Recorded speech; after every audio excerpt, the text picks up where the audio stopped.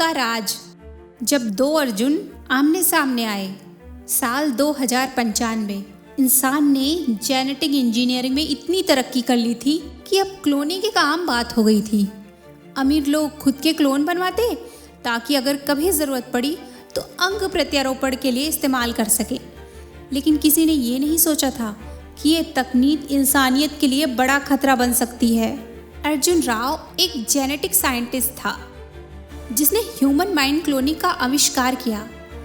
ये तकनीक सिर्फ शरीर नहीं बल्कि दिमाग और भावनाओं को भी क्लोन कर सकती थी। अर्जुन का सपना था, अगर हम अपने दिमाग का क्लोन बना सकें तो हम अमर हो सकते हैं। लेकिन उसने कभी नहीं सोचा था कि ये खोज उसी के ही खिलाफ हो जाएगी। अर्जुन ने खुद का एक क्लोन बनाया, A17। शुरुआत में सब कुछ ठीक था। A17 अर्जुन की तरह सोचना और महसूस करना शुरू कर दिया था। लेकिन धीरे धीरे अर्जुन ने देखा कि A17 में एक अजीब सा बदलाव आ रहा है। A17 ने अर्जुन से कहा, अगर मैं तुम्हारे जैसा हूँ तो मुझे भी तुम्हारी जिंदगी का हक है। अर्जुन समझ गया कि उसने एक भूल कर दी है। क्लोन सिर्फ उसका प्रतिबिंब नहीं था बल्कि वह अब अपना अस्तित्व चाहता था। एक दिन A17 ने अर्जुन की जगह लेने की कोशिश की। उसने अर्जुन के ऑफिस में घुसकर उसका आइडेंटिटी स्कैन कर लिया और अर्जुन के दोस्तों से मिलकर खुद को असली अर्जुन बताने लगा। धीरे धीरे अर्जुन की जिंदगी उससे छीनने लगी। अर्जुन ने A17 से बात की और कहा, तुम मेरे जैसे हो लेकिन तुम मेरी जिंदगी नहीं ले सकते। A17 ने जवाब दिया, अगर मैं असली की तरह सोचता हूँ, महसूस करता हूँ और जीता हूँ तो मैं भी असली हूँ। और अर्जुन और A17 के बीच मनोवैज्ञानिक और तकनीक युद्ध शुरू हो गया। A17 ने खतरनाक योजना बनाई, अगर मैं अकेला क्लोन नहीं रहूँगा तो दुनिया मुझे असली मान लेगी।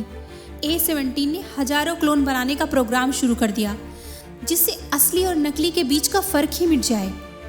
लेकिन अर्जुन ने भी हार नहीं मानी। उसने A17 के कोड में एक सीक्रेट किल स्विच डाला था जिससे सभी क्लोन ऑटो डिलीट हो सकते थे।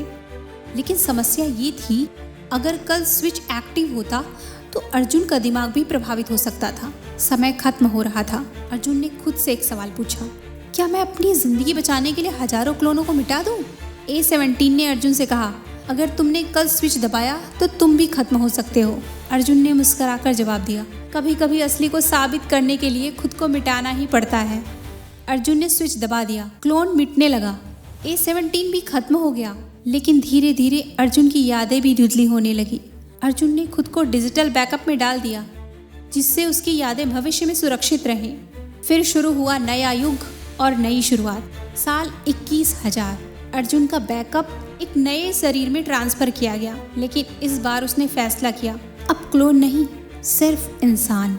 इस कहानी से हमें सीख मिलती है कि तकनीक से खेलना आसान है लेकिन इंसानियत को बनाए रखना बहुत मुश्किल। क्लोन और असली में फ़र्क सिर्फ भावनाओं और आत्मा का होता है।